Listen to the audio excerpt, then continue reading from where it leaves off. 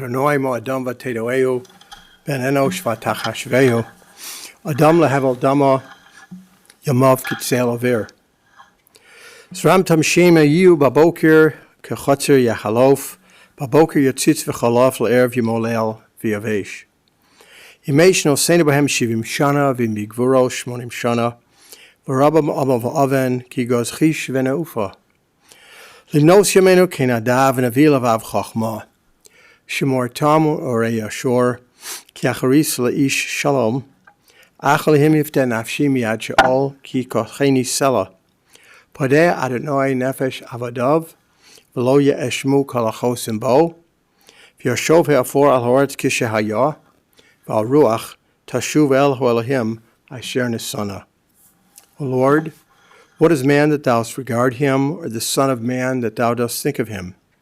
Man is like a breath, his days are like a passing shadow. Thou dost sweep men away, they are like a dream, like grass which is renewed in the morning. In the morning it flourishes and is renewed. In the evening it fades and withers. The years of our life are 70, or even by reason of strength 80. Yet their pride is but toil and trouble. They are soon gone, and we fly away. So teach us, O God, to number our days, that we may beget a heart of wisdom. Mark the blameless man, and behold the upright. For there is posterity for the man of peace.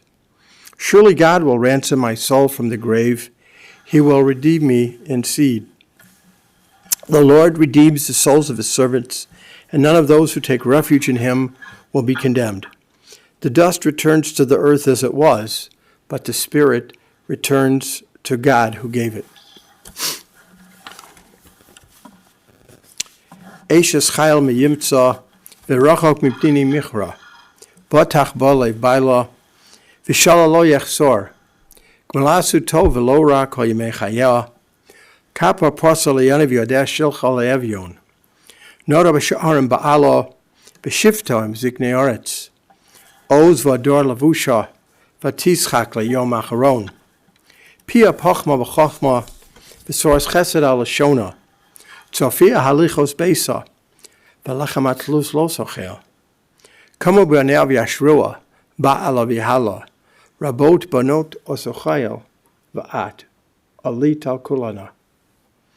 Sheker achein v'havel yofi, yishay ras Adonai hitis halal, tenula mi priyadeh, v'yalua b'sh'arim ma'asel. From the Proverbs, chapter 31, a woman of valor who can find, her price is far above rubies. The heart of her husband does safely trust in her, and he has no lack of gain. She does him good and not evil all the days of her life. She stretches out her hand to the poor. She stretches forth her hand to the needy. Her husband is known in the gates when he sits among the elders of the land. Strength and dignity are her clothing, and she laughs at the times to come. She opens her heart and her mouth with wisdom, and the law of kindness is on her tongue. She looks well to the ways of her household, and does not eat the bread of idleness. Her children rise up and call her blessed. Her husband also, and he praises her. Many daughters have done valiantly, but thou excellest them all. Grace is deceitful and beauty is vain, but a woman that fears the Lord, she shall be praised. Give her of the fruit of her hands, let her works praise her in the gates. And if you look in your service brochures, the 23rd Psalm, I'm going to read it first in Hebrew, and then you can read it together with me in English. Mizmor David, Adonai roi lo echzor, binosteshe yarbitzeni al memenucho shena leini. Nafshi yishovei v'yancheni b'ma'aglei tzedek l'ma'an shemo, gam ki elech b'geit salmoves lo irara ki atay modi, shiftecha mishantecha hema yinachamuni. Ta'aroch lefonai shulchan neged zoraroi, dishanta b'shem en roshi kosi revaya. Ach tov v'chesed yudefuni kol yemei chayai, v'shavti b'veis Adonai yorach yamim. together, please. The Lord is my shepherd, I shall not want. He maketh me to lie down in green pastures. He leads me beside the still waters. He restores my soul. He leads me in the path of righteousness for his name's sake. Yea, though I walk through the valley of the shadow of death, I will fear no evil, for thou art with me. Thy rod and thy staff, they comfort me. Thou preparest a table before me in the presence of my enemies. Thou anointest my head with oil, my cup runneth over. Surely goodness and mercy shall follow me all the days of my life, and I will dwell in the house of the Lord forever. We're here to pay our final tribute to Joan Epstein-Ushkow, and I'd like to begin with some words from my wife, who loved Joni very much, as we all did. And then we're going to hear from family members as well. Joan was a very good friend who loved her family and valued her friends. She was a woman of honesty and integrity in how she handled her business and personal life. Joan loved Judaism and glowed as she grew in her Torah learning. Listening to Torah speeches and reading books about Judaism were a large part of Joan in the years that we spent with her. She didn't just listen and read, she lived a life filled with God and Torah, grateful for so many blessings in dealing with and overcoming life's challenges. At this time, we are going to be calling on the family members in the following order. First, it'll be Adam will speak, and then Jeffrey and Matthew, and then Sammy and Jason. So at this time, we'll call up Adam.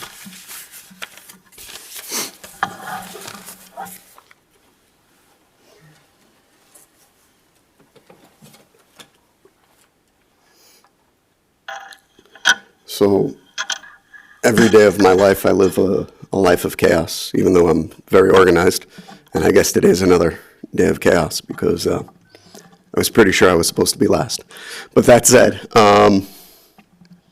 what can I say about my Bubby? Well, as the oldest grandchild, I had the most time with her,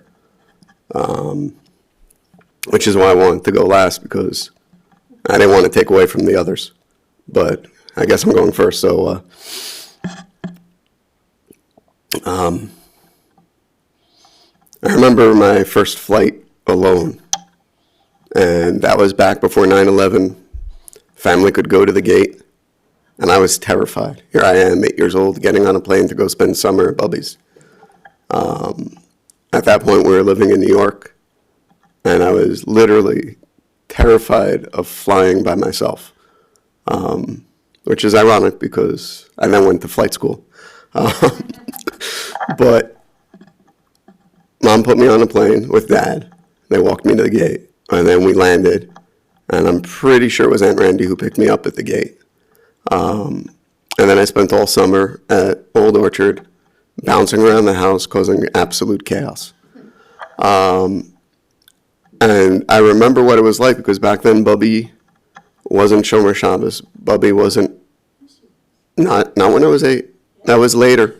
That was later, Mom. I became Shomer Shabbos when I was 13. Sorry, dear. Okay, I'm not going to argue. But I remember going through it, and I remember the changes. And then when I was 11, I came for the summer, and they bundled me off to sleep away in Wild Rose.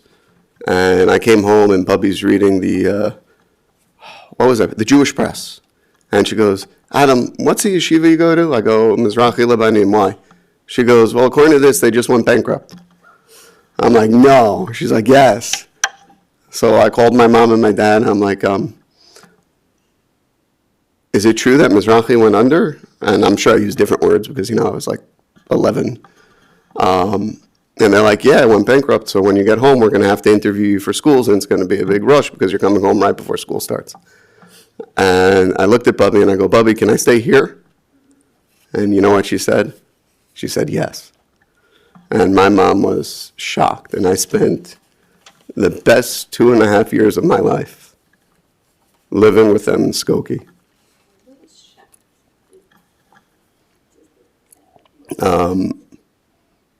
The the only responsibilities I had was make my bed, do my homework, and then I had to figure out my days. If I wanted to go somewhere, I had to make my own ride. And I got to grow up a lot, but I remember that no matter what I did, she never got angry. She'd always look at me, and in that little sweet voice of hers, she'd say something like, Adam, or sometimes of Romola, she'd go, you know better. What was the better thing to do? And that was my first taste of independence, and made life really hard when I moved back in with my parents years later, because I was not used to having rules, so to speak, just guidelines. But I went through things, and I remember she always used to say crazy things to me, and what I thought were crazy at the time. Ask a rabbi before you do it. I'm like, why do I need to ask a rabbi? I went to school. I know the rules. No knock on you, Rabbi Lazowski. But years later, I got to make her really proud because of something tragic that happened in my life. I'm not going to go into the story about what happened, but I still am. I was a police officer. And a friend of mine did something, and I decided to become a chaplain. And she turned around and she's like, see, I told you one day you'd be a rabbi. And I'm like, Bubby, I'm not a rabbi. But the irony is, unfortunately, I know she doesn't remember it, but a few years later, my brother-in-law started up a smicha program, which I joined. And I know my mom used to tell her all the time, and in her few moments of, there's a word I'm looking for, clarity. Lucidity, thank you, Rabbi. See, that's why we need rabbis. She would take great pride in the fact that her grandson, who was not doing the traditional yeshiva bacher Jewish thing to do as an Orthodox Jew, was figuring out how to be an Orthodox police officer who was becoming a rabbi, who was raising 3 grandchildren she loved. Great-grandchildren, my children. And she, we're going to miss her. It's funny, my oldest son, he's like me. He had a very hard time dealing with what was happening. And we'd go over every Shabbos to visit. Last week, on Shabbos day, my daughter comes over. She already knew that Bobby had passed. And my daughter is very aware of what I do for a living. So she knew that I had been there when she died. She knew that we had dealt with the last rites. She looks at my mom and she goes, Bubby, can I go in the room? And I'm like, are you sure you want to do that? You don't need to do that. She's like, yeah. I want to see the room one last time. She went in and then she did something that impressed me. She looks at my mom and she goes, Bubby, I want something from Grandbubby to remember her by. My youngest son won't have these memories, but it was the greatest moment in my life as a father to see that my daughter cherished her Grandbubby. That's what she called her, Grandbubby. So much that at her age of 7, she was cognizant of what happened and realized that she wanted something to remember her by for the rest of her life. And I think that all of us can take away that memory of her. I have almost 41 years of memory of my Bubby, and they all stand out, which is part of the reason why I did want to go last with the grandchildren, because I could be up here for hours talking about everything she ever did. But the most important thing is that as we go through life, we have to hear her voice in the back of our heads. And to me, it's always going to be that voice of, You know, Adam, that sounds right, but you should really ask a rabbi, because that has been my guide through life. And I think that, listen, it steered me straight for 41 years, and I think it'll do us all some good. When we think we know the right answer, just ask somebody else, just to be safe. So I'll wrap with this. Bubby, I love you. I'm going to miss you. And thank you for waiting for me to finish at work so I could be there with you.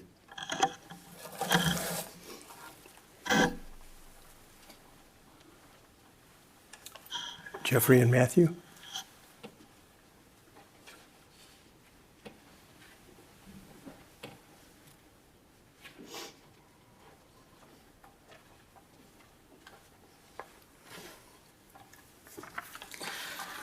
Today we are all here to honor the life of our Bubby Jonah. My name is Matthew. And I'm Jeffrey, and we're grandchildren. And on behalf of Darci, who wishes she can be here, she couldn't make it today. She's taking care of Bubby's great-grandchildren. Bubby Jonah loved all of her children, grandchildren, great-grandchildren, and always wanted the best for everyone. Bubby was a wonderful and extraordinary individual. She was a selfless, caring, and kind person. She inspired all of us with her values and great character. Bubby treated anyone she met with respect and looked out for everyone. Bubby Jonah was the heart of her family, a source of warmth, wisdom, and unwavering love. She had a way of making everybody feel special. Her stories, her laughter, and her strength shaped all of us in ways we will carry forever. Bubby had a way of finding joy in the simplest moments. She taught us the importance of love, kindness, and resilience, lessons we will hold on to as we move forward. Bubby Jonah also had a way of making every holiday feel magical. She hosted the most wonderful Hanukkah parties for us as kids in her Skokie home, filling the house with light, laughter, and of course the best homemade meals. She made sure everyone felt welcome and loved, and those celebrations are ones we will cherish forever. We also remember the family meals with her at the different kosher restaurants when we were kids. As we got older and she moved to Florida, we would have long phone calls checking in to catch up, tell us stories, and give us insight. She loved hearing from us and hearing everything new that was going on. Whether it was school, work, Jewish activities, a birthright trip to Israel, there was always something to talk about. We would also visit her at her condo, and we would have long conversations throughout the day, sitting on the couch, talking about everything, and making occasional trips to the kitchen for snacks, and so she could eat a bowl of her favorite ice cream. Every morning and every evening at the condo, she would greet us and wish us good night. She always made sure we had everything we needed and always made sure we were not hungry. She was the kind of person who always wanted to make sure everyone was taken care of. Darci, Jeffrey, and I love our Bubby, and we will miss her. She made a lasting impact on us and will forever hold a special place in our hearts. We are lucky and proud to have been able to call her Bubby and grateful for the time spent together. May we remember the lessons she taught us, the stories she told, and the values of how to be a remarkable person with great integrity. We can sit down and another memory would probably pop up in our heads of something we could have shared. There is so much we all can say about her, and there's not enough time right now to share everything. Let us keep her story alive and share all the positive memories of her with each other. We all should care for each other, treat everyone with kindness, and support each other, like she did. While our hearts are heavy in loss, we know she would want us to remember her with love, laughter, and gratitude for the time we were blessed to share with her. Though she may no longer be with us, her love remains. It's in the tradition she passed down and the values she instilled in us and the memories that we cherish. So while we mourn her passing, let's all celebrate her life and honor her by living with the same warmth, generosity, and love that she always showed us. Thank you all for your time and joining us to remember the life of our amazing Bubby.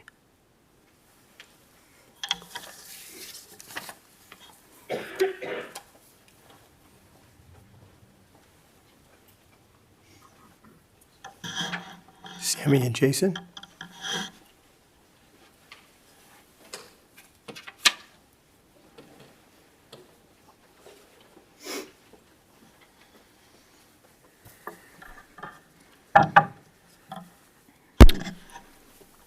Hello, everyone. First, we wanted to thank you all for coming. It truly means so much to our family and especially to our Bubby that you are here today. Looking at all of you here and the people who are watching the live stream, we have confirmed that she was loved by so many wonderful people. To begin, we want to take a moment to introduce ourselves. My name is Sammy. And my name is Jason. We were lucky enough to be two of our Bubbies, which means grandma in Yiddish, grandchildren. Fortunately, we didn't get to see our grandparents often because of the distance between us. But when we were together, we made it a priority to make up for lost time. We visited our Bubby and Papa during winter breaks, summer breaks, spring breaks, and spoke regularly on the phone for hours each time. When given the opportunity to speak today, we didn't know where to start, but we knew we needed to honor one of our most important people in our lives. We are already lost without her. However, we would like to share with you some of our favorite memories that we will always cherish and remember. Many of you are aware that the most important thing to our Bubby was her family. She would do anything for her family and always put us first.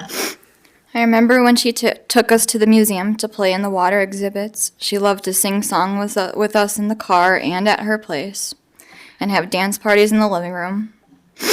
We would go through photos of her whole extended family and snuggle up on the couch together.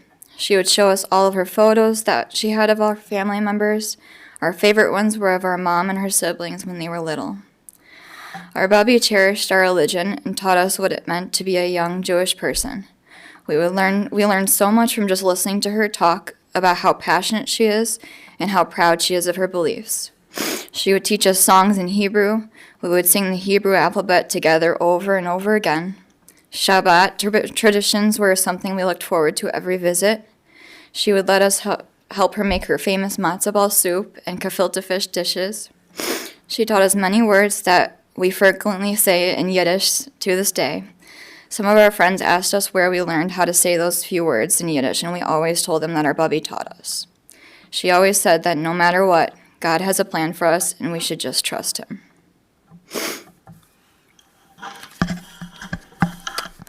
As many of you know, she was the sweetest and most genuine, kind-hearted person that you will ever meet. Our Bubby would not even hurt a fly, and she would always saw the good in people, no matter who they were and what the mistakes that they have made. I love to make jokes and be sarcastic with my friends and family. And every time that I would make a joke towards another person, especially my dad, at the dinner table, Bubby was the first to always defend that person and tell me to knock it off. Sometimes the jokes would be towards her, and even if the joke was towards her, she would laugh and always respond with the sweetest answer. This is how she would secretly tell me to stop, and she would get me to be quiet completely. Now let's talk about ice cream.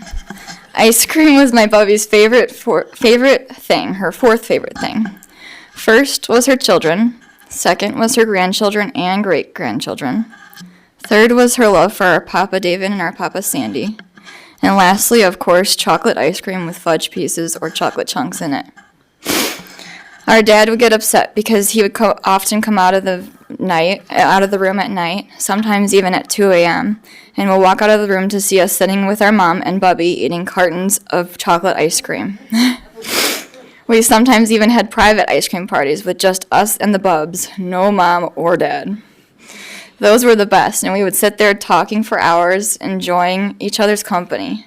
We would spend hours talking with our Bubby, even when we were young. We had lots of kid energy. She always knew exactly what to say and when to listen. She never said no to chocolate ice cream parties with her grandchildren either.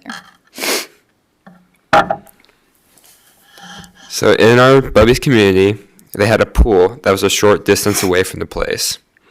After battling many health issues, Bubby spent the majority of her time inside her condo and would never leave the place unless it was necessary. The last time we went to see her and her papa as a full family together, we were in middle school and high school. We were told that she did not want to leave her place to go anywhere, and it has been months since she has. Sammy and I created a plan and strategized how we would get her to get out of the apartment, even for a quick run to the pool or a quick meal at a local restaurant. When we got to her place, our goal was to convince her to take us to the pool. At first, we could not get her to go because she was being stubborn. However, after going back and forth a few different times, we finally succeeded. Not only did our Bubby walk to the pool with us and spend a good time there, but so did our mother, who does not like hanging out at the pool. They both even dipped their feet into the water, and our mother did that too because she would do anything for her mother. We created many wonderful memories with her that day and shared many laughs. And of course, I may or may not have attempted to splash them both several times. Also, don't ask about how our mom and Bubby reacted to that cold water. Let's just say they had some strong feelings against me that day. As a young child, I always looked forward to our trips to Florida. Bubby had a small foldable chair that was long enough to use as a bed. It was a struggle between all the cousins every time for who got to sleep on it. I typically got the foldable bed because in order to fall asleep quickly, I needed to sleep right next to my Bubby. I would get ready for bed with my papa and Bubby by brushing our teeth at the same time. Together we would set up my bed. We would turn off the lights and say goodnights and I love yous. Then Bubby would reach down and would hold my hand. She rubbed my hand every time with her gentle fingers that instantly put me to sleep. Even as I got taller and older, I begged to sleep right next to me beside her, and that is exactly what I did. I loved waking up and seeing my papa reading his sitter and whispering prayers while I sprinted out of the bed to find my Bubby, who was usually already up and hanging with the adults in the kitchen. Sometimes, however, I would wake up before she did and see her, and her hand was still right beside me. We want to thank you all again for being here to honor one of our favorite people in our life. We are beyond devastated at losing our Bubby, who we will always look up to. It is heartbreaking that we can't just call her up whenever we want some Bubby time. The only thing that we can do is honor her memory and continue to make her proud. Even though we were far out from her and communicated the majority of the time through calls, we still feel the love that she had for both of us. When we would call her, she would always tell us how proud of us she was and that she loves us so much. Oftentimes, she would try not to break into tears. We all love you, Bubby, and thank you so much for teaching us what true kindness is in this world and how to display our love to others around us. Thank you for teaching us about what truly matters in life, which is family and friends. Thank you for teaching us to accept everyone.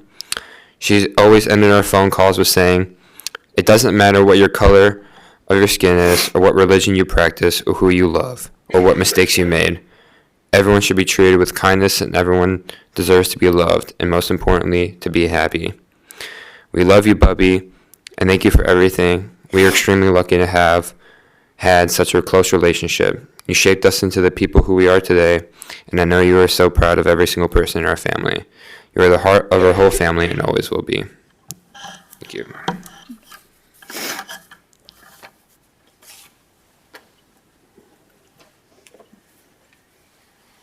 Beautiful words from her beautiful family. Rabbi, I wasn't going to say anything, but I think I want to try. By all means.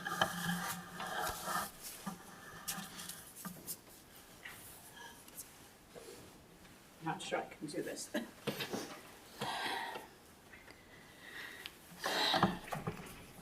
Growing up, my mother and father didn't have a lot of money. And I remember times sitting at the table and they'd have one hot dog. And they would split it in three between us kids. And they would drink coffee or water and claim they weren't hungry. These were the things that my mother would do. As I grew older, my mother and father, I was already out of the house and married. My mother and father decided to split up. There is another side of the family that should be mentioned because she loved them and taught us that once you came into her family, you were family. You may not biologically be hers, but now you're hers. Even though she was split from my father, they didn't want us to have to decide whose house to go to. They had a very amicable divorce. My father was always there, even though she married David. There is my sister, Marla, and her husband, Neal, and their boys, Evan and Aidan. Then there's my late, may he rest in peace, brother Mitchell, his wife Sarah, and Saul. And there's Michael and Lois and Clayton. And all I had to do was mention somebody's name, and she became alert, and she wanted to know what was going on with them until near the end, when she couldn't really remember anything. So I feel that a light in this world has become a little darker. So when you go out in the world and somebody cuts you off, or you see somebody that's doing something you say, oh, they shouldn't be doing, try to remember that my mother always used to say, there has to be a reason. You don't know what's going on in their life. You should be a little bit kinder. If we can all be a little bit kinder to our fellow man, maybe the world wouldn't be the way it is. If more people were like my mother, the world would be a better place. For those of you who didn't know her, she was our shining angel. No matter what was going on, no matter what happened, whether she liked it or not, she always said, I may not like what you're doing, but remember I love you. So Mom, we may not be able to hug you. We may not be able to kiss you. I don't know what I'm going to do. Every morning I lived in your room. Every morning I'd say good morning, tell you where I was going. Every night I would come home the last 4 years and take care of you. I'm not sure how I'm supposed to walk around and exist without you. I'm just happy that you're finally at peace and you're not in pain anymore, and that you're just home with God and all the family you loved.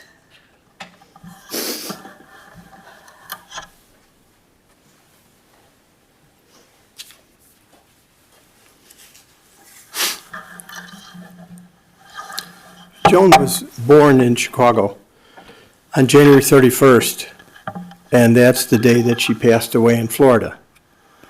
Our sages teach us that when someone passes away on their birthday, they are a complete tzaddik. We know, of course, that Moshe Rabbeinu was born on Zayin Adar, and he passed away also on Zayin Adar. And also, to pass away Erev Shabbos is also a sign of distinction and of sanctity. And these are many of the attributes that we certainly hold in our hearts and in our minds whenever we think of Joni. She worked at Litton's where she met Joel, and she was a realtor with David and with Joel, and she won many awards in real estate, including the $1 Million Sales Club, which is no small distinction. And she certainly won that because she was honest, she was decent, she was fair. And often people believe that the way you get ahead is by being the exact opposite of those traits. But as we all know, being honest and decent is how you get your name out and how your name is spread to different people. She was always so proud of her children, her grandchildren, her great-grandchildren. She loved music. She loved singing. She loved all types of music, regular music, Jewish music.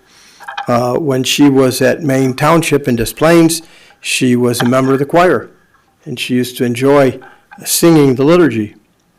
At Kesser Marav in Skokie, she attended all of the various lectures, events. I remember her staying up for the first time all night in Shavuos to daven at 5 in the morning.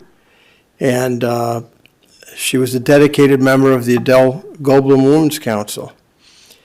And even after their move to Florida, we always kept in touch, especially my wife, Soretta, and we were always so happy to hear how they were doing and how they were enjoying retirement. I remember one time that I went to Florida and I saw them at a restaurant, and they had invited me, but I bought lunch. I remember how upset they were with me that I had paid for lunch. I said, look, I'm still working. You guys are retired. Oh, it's like I committed a mortal sin. So I want to ask her mechila. I want to ask her forgiveness for that. It was out of love. It was never, God forbid, out of any other reason. As has been mentioned by all the family members, she was the most wonderful person. As was mentioned, she wouldn't hurt a fly. She would give her last piece of food or clothing to someone that she didn't even really know that well. That was just her nature. She would always teach the children not to be judgmental, as was mentioned, to be kind to everybody. And she was a wonderful mother, grandmother, wife.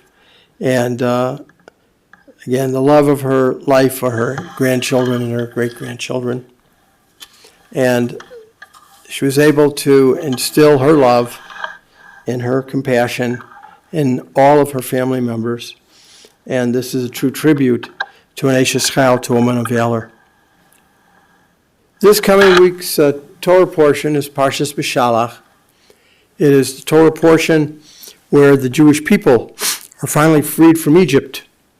And this Shabbos is known as Shabbos Shira, the Sabbath of Song, which is very appropriate for Joni because she loved music and she loved to sing. And it's on Friday night before Shabbos, there's a custom to feed the birds, because the birds, when some evil people thought that they would undermine God and they tried to put mun outside of the camp, birds came and ate up the mun, and they were sanctified. The Almighty was sanctified by the birds eating up the mun. Now, as we all know, that a mun could taste like anything. It could taste like chocolate ice cream. It could taste like chocolate brownies whenever you ate them. And so, again, it's very appropriate that this Shabbos, this coming Shabbos, is a Shabbos that Joni would always respect and always honor, especially by feeding the birds. Now, it's interesting that when the Almighty confronted the Egyptians and he confounded them to run into the Reed Sea, where the Jewish people were able to go through the Reed Sea, whereas the Egyptians perished. Now, when the Jewish people emerged from the Reed Sea, as a nation, they sang, Oz Yosher, then they sang. And it was not just a song for that time, it was a perennial song, one that we sing to this very day. And it's interesting that in spite of the many verses that are sung in the Oz Yosher, it says Miriam the prophetess went out with the women, just the women, and they sang an abridged version of the Oz Yosher. And what they sang, what she sang, what Miriam led the women to sing, was a Shur Lashem Ki Gogoa Sus V'Rachbo Ramavayam. We'll sing great songs to the Almighty for drowning the horse and rider in the sea. So the question is, That's the essence of the Song of Oz Yasher. That's all you're singing. What's so unique about that? We have to understand that in the ancient world, the horse was like a nuclear weapon. And even to this day, when we look at our roads, even when you look at the space shuttle and the various rockets, ships that blast off, the width of all of the roads is based on 2 horses pulling a wagon. So many centuries. And Miriam Hanaviah, Miriam the prophetess, and the women understood the essence of God drowning the riders who were trying to kill the Jewish people as well as the horses. Because Miriam wanted the Jewish people to realize that the faith that they need to have is faith in God. That whatever it is that confronts us in life, our emunah pshuta, our simple belief in the Almighty, that whatever He's doing for us is for blessing, even though we may not realize it at the time. And Joni had that emunah pshuta. She had that simple, pure belief, just as Miriam the prophetess did, and was able to thank God for for taking away the horses so the Jewish people wouldn't make a mistake and be misled. And Joni, with her family, with her children, her grandchildren, her great-grandchildren, she was able to transmit that message. Just as Miriam, a simple message, short message, was one that remains to this very day. And we could see the beauty of her message and of her life with all of her loved ones, her friends, and everyone else. The fact that Joni has left this world is a diminution for all of us. We need more kind people. We need more generous people. We need more loving people, as was mentioned. Because if we had more people like Joni, the world would be a different place indeed. It wouldn't be one filled with violence, filled with animosity, but it would be a world filled with love and with kindness. And this would be the best way that we'll be able to honor her and her legacy, is by embracing it, by being just a little bit kinder to others, just a little bit more loving, just a little bit more giving, just a little bit more sharing. And if we're able to do that, then even though Joni is no longer with us physically, she'll be with us every day of our lives, inspiring us to inspire mankind. May her soul be bound up in the bonds of eternal life, and may her memory inspire us for all eternity. Amen. Ask everybody now to please rise as we're going to say the Kel Malei Rachamim prayer. El Malei Rachamim Shochein Bamromim Hametz Nechona Tachas Kanfei Ashchina B'ma'alos Kedoshim Torem Kezoar Harakim Azhirim Es Nishmas Shenehena Baz Hershel Shalcha Li'alamo Ba'avur Shemishpachta Nodim Litzdaka B'yaras Karas Nishmasa B'gan Eden Teim Nuchasa Lochein Balarachamim Yastir Rebetz B'tzorachim Es Nishmasa V'sanuach V'mishkava B'shalom V'nomar Amen. O God, full of compassion, God who dwells on high, grant perfect rest beneath the sheltering wings of your presence among the holy and the pure, who shine as the brightness of the firmament, and to the soul of Shenehena Bas Hershel, who has gone into eternity, and in whose memory charity is offered by the family. May her repose be in paradise. May the Lord of mercy bring her under the cover of his wings. Let her soul be bound up in the bonds of eternal life. May the Lord be her possession, and may her repose be peace. Amen. You may be seated.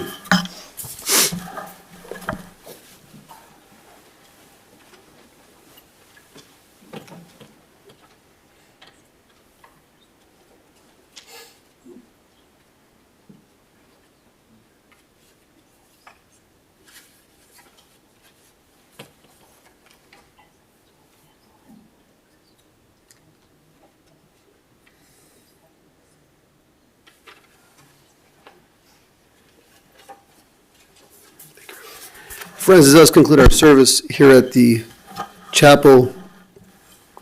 Term will take place immediately at the family plot at Jewish Oakridge Cemetery in Hillside. Upon return from the cemetery, the family will be sitting Shiva at the Smith residence today, Wednesday, Thursday, Saturday evening, and Sunday. Those times are listed on the folder that you received on the way in. If you did not receive one on the way in, they're available on the way out. And for those of you who are watching the funeral live stream, that information is available on the website. Memorial contributions in Joan's memory can be made to the Dementia Society of America or to Chesed Chicago. That information is on the same places. As a procession will be forming just outside the funeral home. For those who wish to join the family procession, please make sure you obtain an orange funeral safety sticker, which can be placed on the inside windshield portion of your vehicle. For additional measure of safety throughout the procession, magnetic flags will be placed on the rooftops of your vehicles. When driving a procession, please make sure your bright lights and hazard lights are on at all times. Please drive as closely to the car in front of you as safety permits. We are going to be using the tollway in the procession. If you have a pass, that's fine. If you don't, there's no penalty. They might choose to bill you, they might not. Often they don't, but just be aware that we are going to be taking the tollway as it is the most direct and safest route. The following individuals have been honored to serve as pallbearers. When I call your names, if you could please rise and stand next to Joan's casket. Jason, Samantha, Jeffrey, Matthew, Adam, Ian, Clayton, Saul, Aidan, and Evan. At this time, I'm going to ask everyone if we could please rise as we escort the casket, the family, the rabbi from the chapel. So pallbearers, you're going to follow on this side.